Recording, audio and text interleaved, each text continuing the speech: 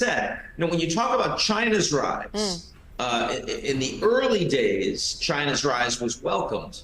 Later on, China was seen in a more adversarial way, in a more competitive way, especially because China's political system is authoritarian, China's economic system is state capitalist, and China's ideological narrative is wanting to achieve greatness that was stripped away from it at the hands of colonial powers. None of that's true about India. India represents the private sector economically. India is a democracy, even if not everyone in the world agrees with how that democracy is run all the time. And India's ideological narrative, as it becomes more powerful and moves to become the fourth largest economy next year, maybe the third by 2028, is that they want to be friends with everybody. They're not threatening. And I mean, maybe that won't be true in 10 years' time when India becomes bigger. Maybe people will see it as more of a threat, as more competitive. But for now, India's rise is, as I suggested, almost universally welcomed, certainly among the G7, among the wealthy, powerful nations in the world. Well, I'll get to China in just a bit, Ian, but, just to continue with India, at this point in time, the polls suggest that it will be a third term for the Modi government. But if there were to be a different story that plays out on counting day on the 4th of June, what could be the implications of that from a global perspective? Surprise, bewilderment. A bunch of people doing Google searches on who the next leader actually is, because no one's paying attention to anyone but Modi on the international stage. But I mean, truly, very, very unexpected outcome if that were to occur. Certainly not something that we at Eurasia Group are spending any time on right now. Well, let's move on and talk about some of the other crucial issues. And I'll start by talking to you about what's happening with Israel. Just this morning, we've seen Ireland and we've seen Norway recognizing Palestine as a state. We've got a very strong statement coming in from the Israeli foreign minister saying that today's decision sends a message to the Palestinians and to the world that terrorism pays. Ian, the implications of what we've seen Ireland and Norway do and the likelihood and the possibility of others like Spain following through? Well, I mean, I understand why the Israelis would say that. Certainly, the Palestinian position is getting more cover and more support from the rest of the world than the Israeli position is. But of course, the other perspective is that the Palestinians have been promised a state from lots of people for a long time, and they don't have one. And the absence of a state and the willingness to move on geopolitically in the Middle East, the Abraham Accords, the Iran normalization with Saudi Arabia, Israel illegally taking more and more land in the West Bank, all of that continues at the expense of the Palestinians. No one cares about them. And so I think the war over the last 7 months, and of course the horrible terrorism of October 7th, all of that makes a lot of leaders around the world, and you're seeing this in Europe right now, say maybe we can't ignore this anymore. Certainly no one is suggesting that Hamas should be allowed to take over the Palestinian territories. No one that's voting for the Palestinians to have a state is suggesting that terrorists should run it, that people should run it that don't recognize Israel has a right to exist. A two-state solution is not a Palestinian solution. It's a solution for two people living next to each other in stability and sustainably long-term. We do not have that right now, and unfortunately, we're not close to it. No, we're not close to it. But, staying with Israel and the challenge this throws up for global leaders, including President Biden and the U.S., Ian, in the backdrop of what the ICC is saying, arrest warrants are being sought now for Benjamin Netanyahu, along with Hamas leaders as well, President Biden calling it outrageous. How do you see this playing itself out, the challenges that it throws up for President Biden and the U.S. in continuing to support Israel? Biden's in a lot of trouble on this issue. The right wing, the Republicans, are saying that Biden is too soft, that he's the guy that is, trying to cut a deal with the Iranians and reduce sanctions. He's the guy that says he's going to suspend some military aid to Israel, while most of his own Democrats are saying that he's whitewashing a genocide, and that he is not pushing Netanyahu nearly hard enough to prevent them from supporting it. Biden has said he demands a two-state solution, and his top ally, Israel, says no. He demands that humanitarian aid is let in, and his top ally in the Middle East says no. He demands that the Israelis not proceed with an invasion of Rafah, and his top ally in the Middle East, Israel, says no. That makes Biden look very, very weak. And the ICC ruling, which Biden does not support and could not support politically, only adds fuel to that fire. Yeah, so as far as Israel is concerned now, and it insists that it will continue with its offensive in Rafah, as you said, President Biden caught in a dilemma now, supporting Israel, but also trying to draw a red line when it comes to Rafah. How do you see this playing out, also in the backdrop of what we've seen happen now in Iran with Ibrahim Raisi and that horrific helicopter crash? The Raisi death isn't really relevant to the Israel issue. I mean, it's a little destabilizing at the margins, but he's not the guy that runs Iran. That's the supreme leader. That's the IRGC. That's the Basij. That's not going to change in 50 days when Iranians don't go to the polls for another illegitimate election for their president. But Israel is going to continue this war on the ground in Gaza. It is overwhelmingly supported by the Israeli government, by the war cabinet, and by the vast majority of the Israeli people. Almost no one else in the world supports that position. Not India, not the United States, not Europe, pretty much nobody. And that's a problem. It's a problem for the U.S. elections. It's a problem for global supply chain. It's a problem for keeping the war contained to Gaza. Unfortunately, as long as that remains the case, we're going to be talking about containing the war as opposed to ending it. Well, you know, talking about containing the war or possibly ending it, there is no deal on the table so far. Dialogue negotiations haven't worked.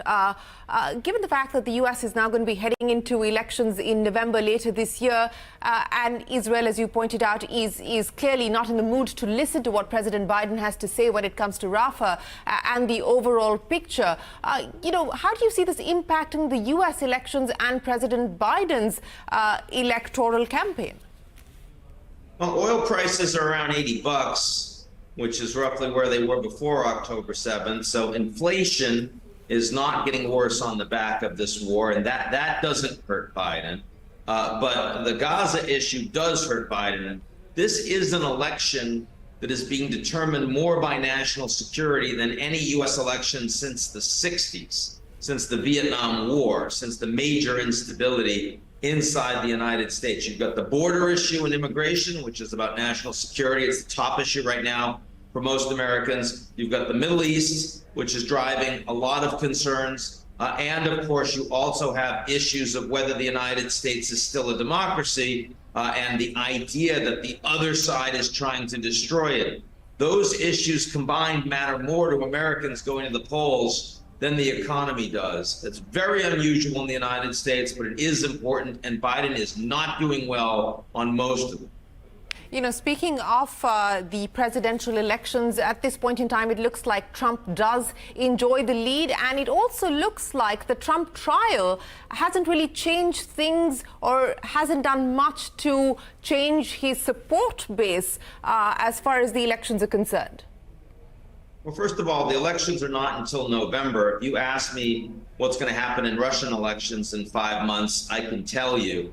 I have no idea what's going to happen in U.S. elections in 5 months. That's a very long time for a democracy, especially with two incredibly unpopular men that are running. Also very old men. I mean, one of them could easily have a serious health incident and not actually be standing in November. That's still, you know, something we need to at least think about in the back of our heads. But the reality is this election is still very much up for grabs. And you're right that the judicial cases, the most serious cases against Trump, have been delayed, or they've been somewhat interfered with in the case of the Georgia case with this big scandal involving impropriety around the prosecution. The Washington case has been delayed, which is very important interference with the election January 6th. The Georgia case not going forward. The least important case in New York is the one that's being resolved, and not at all clear it will result in a conviction. So for those Biden supporters that were hoping that these 91 indictments were somehow going to bring Trump down, that seems almost certain to not be the case before November. Well, we are going to take a break and continue our conversation with Ian Bremmer of the Eurasia Group on Global Dialogue. Stay with us.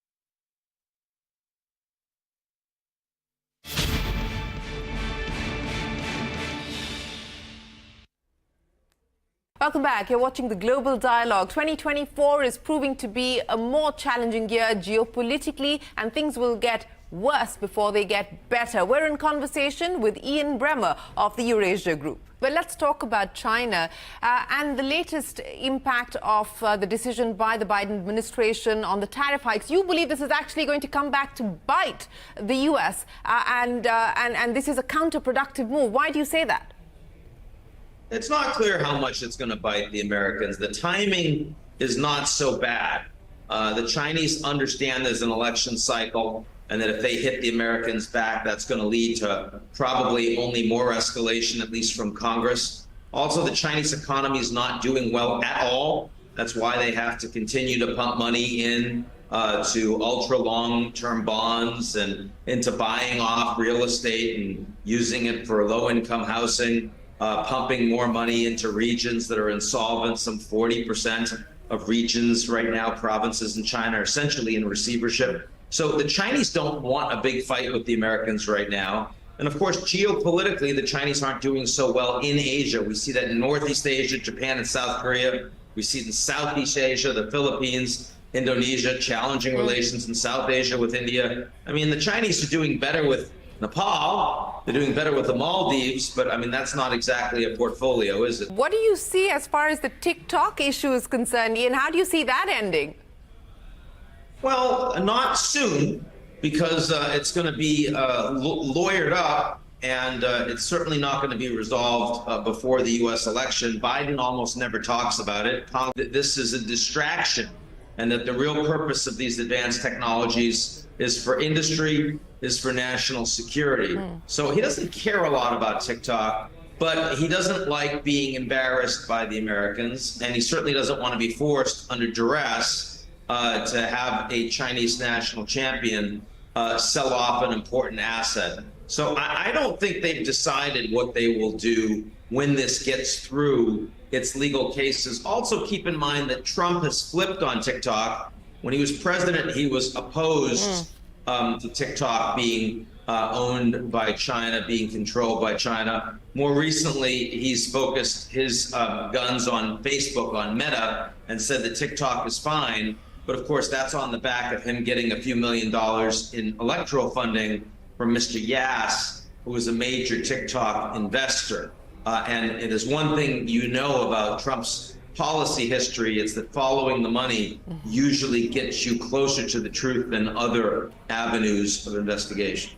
Well, so where does that leave China? You know, as you pointed out, it's troubled in its relationship with most countries in Asia, courting Europe, though, with President Xi on his visit most recently. How do you see that playing out, Ian? Trip didn't go that well. He went to France and, he met with both Macron and von der Leyen together. It's not what happened when Macron and von der Leyen went to Beijing. There, Macron, who has been more warmly disposed to China, met with Xi individually. Von der Leyen didn't get that meeting. This time around, it was more coordinated. It was more hawkish, more concerned about Chinese dumping, more concerned about Chinese exports to Russia, supporting the war, even though not direct military weaponry. Then he went to Serbia and Hungary, the two countries in Europe that have the greatest levels of FDI from China in their economies. But let's face it, they're kind of on the periphery of Europe. They're not critical countries. So, I mean, this was not a trip of enormous success for the Chinese. It comes on the back of the 16+1 Chinese formulation of regular meetings with East and Southern European countries basically falling apart, the Baltics actively leaving and other countries not really interested. Also on the back of the investment deal between the European Union and the Chinese falling apart. So the last few years of EU-China relations have not been covered in glory. No, they haven't. But let's talk about AI, Ian, because that was the buzz in Davos in January. And as things currently stand, I mean, we've seen some regulatory moves towards, putting guardrails in place and so on and so forth. In the last 6 months, what have you made on the way things have moved as far as the AI world is concerned? That the technology is moving a lot faster than the governments, and that the businesses and the investments are driving that technology a lot faster than the governments. This is moving faster than Moore's Law. The large language models are exponentially powerful. They are having a huge impact in the way humans interact with them. They're starting to engage in innovation and productivity gains and waste reduction that I think will make a huge difference in the global economy. But they are also scary for society. They're scary for disinformation. They're scary for changing how we think about human beings. The people that are investing in AI are so competitive with each other and so worried that they'll lose out that you're seeing a collective action problem that does reduce the level of safety inherent in the models. I mean, you just saw that OpenAI, global leaders in AI, just had the head of safety and others around him suddenly quit, saying that they were concerned that the guardrails that they wanted to see were not being considered adequately by Sam Altman and his colleagues. That's obviously a concern. It's not unique to OpenAI. We're seeing this across the board. Yeah, well, Ian, we're halfway through 2024. As I said at the start of the program, when we spoke in January, you were talking about a geopolitical recession. Things haven't gotten better. In fact, if anything, they've gotten worse. What would be your key concerns as we look at the world map today for the rest of the year? Well, I referred to it back when you and I talked at Davos as the Voldemort of years. This was the year geopolitically that you really didn't want to talk about because you didn't have guardrails on the major conflicts. They were all likely to get worse. That is certainly true in the Russia-Ukraine war right now, both for the West and for the world. It is certainly true in the Israel-Gaza war right now, both for the West, the Middle East, and for the world. It's also certainly true, though, to a lesser degree, on U.S. China being managed comparatively well, but still you're seeing decline. It's getting more challenging over time. And then finally, in my own country, the U.S., the elections continue to see more divisiveness, more false information, more fake news, more people angry with each other. It's not an effective way to run a democracy. So this is just a challenging year geopolitically, and structurally, it's not going to get better before it gets worse. not going to get better before it gets worse. But any hope at all, or any indications, green shoots emerging on any front at this point in time that you would sort of take note of? Oh, there are all sorts of green shoots. They're the things that don't make headlines. India is one of them. The strength of the European Union is another. They recognize that Ukraine is a problem. The U.S. may not be as committed as they have been historically. So the Europeans need a European pillar inside NATO, which will make NATO stronger. That's a big deal. I think the European parliamentary elections are going to be solid. The AfD in Germany, the far right, has imploded. So in a story of global populism and European populism, the most powerful country in Europe is actually getting more pro-European. The UK is going to have elections in a couple months, and the Labour Party will come back with a likely resounding win. They will want to be more engaged with the European Union after a number of years of Brexit. Mexico is about to have elections on June 2nd, just in a week and a half. Those are going to go very smoothly. AMLO will get the person he wants, who will be more technocratic and oriented towards smarter business and economic policies. That's a positive thing. One of the largest democracies in this part of the world, Indonesia, 140 million people went to the polls in one day. Smooth, fair, free transition, no problems there. A lot of places in the world that aren't making news, and they're more stable. But the places that are making news are a serious problem this year, and they're getting worse. Well, yes, thanks for pointing out the green shoots that we should also focus on. Ian Bremmer, it's always a pleasure. Appreciate you joining us here on CNBC TV18. Good luck with the rest of your visit here in India, and look forward to hearing back from you on some of these crucial issues later in the year. Great to be here in country, absolutely. Well, with that, it is time for us to wrap up this edition of the Global Dialogue. From all of us here on the team, for now, goodbye and many thanks for watching.